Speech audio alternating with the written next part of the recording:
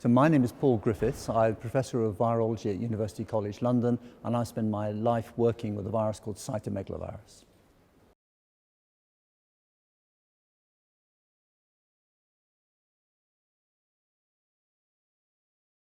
So the virus I'm interested in is called cytomegalovirus, or CMV for short. It's a very common infection. It affects the majority of people in the community, but usually doesn't cause any symptoms. You might think, well, who cares really if it doesn't cause symptoms? The point is that it does cause serious symptoms in some people. And what we're trying to understand is, why do some people get disease and others don't? An analogy nowadays for people might be that SARS coronavirus 2 is spreading in the community. Most people don't have any symptoms, but some will die from it. Why? If we can understand that, then we can have better treatments and better prevention. We have a real problem in trying to find vaccines that work against CMV. Traditionally, we make vaccines against viruses that cause acute infections. Measles, mumps, rubella, polio, for example, have been tremendously successful. So successful, we can even contemplate eradicating them from the globe. They only cause acute infections. Once you've had them once, you can't get them again. There's a completely new category of viruses, particularly the herpes viruses, that persist with you for life once you've become infected with them. And they are much more difficult to tackle. They have learned to evade our immune responses, and so we need to use the immune system to fight against them, to stop them establishing the hidden form of the virus in the first place, so that we can stop them subsequently reactivating to come back in the infectious form.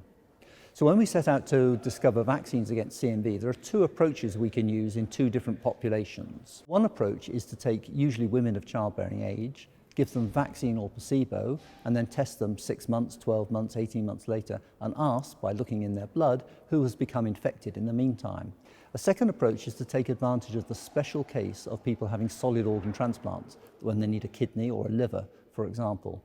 We know that they're going to come in and be challenged with this virus at the time of transplant in a few weeks' time. So why don't we recruit them into a vaccine study, vaccine or placebo, give them pre-transplant, and then ask after transplant, have these vaccines controlled virus replication? And if they have, we can look back and say, which bit of the immune system was it that actually helped them? We can build upon that, and we can design the next generation of vaccines to focus on that bit of the immune system specifically.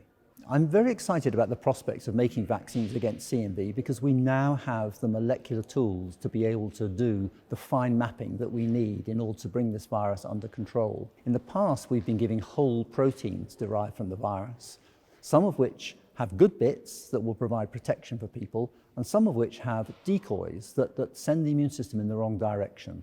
What we want to do is chop out the decoy bits and give them the good bits so they generate protective immunity without having the decoy elements within their immunization.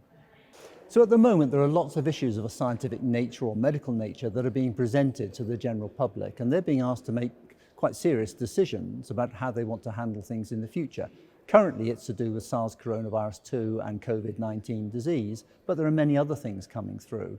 I think it would help if we explained a bit more clearly to people what we're doing and what the advantages and benefits are, so that people can actually make their own decisions about what they're being offered, but also they can understand the individual steps we have to go through in order to know whether we're doing the right thing. And there are several different approaches to doing this. One that I've been trying is to write novels, detective stories, with a medical background, to try to get people interested in the sorts of approaches that we use to solve a problem.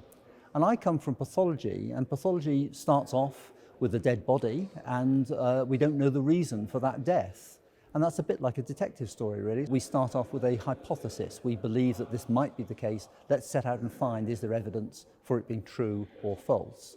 And we don't just end up with results that are descriptive. We have results that attack that hypothesis and tell us whether it is true, or more likely, whether it is false, and we've been misleading ourselves by thinking that this particular drug or this vaccine would be helpful. We need to explain that approach to the general public so that when they see the results, they now understand what's going on, and they can make their own decisions as whether they want to join in.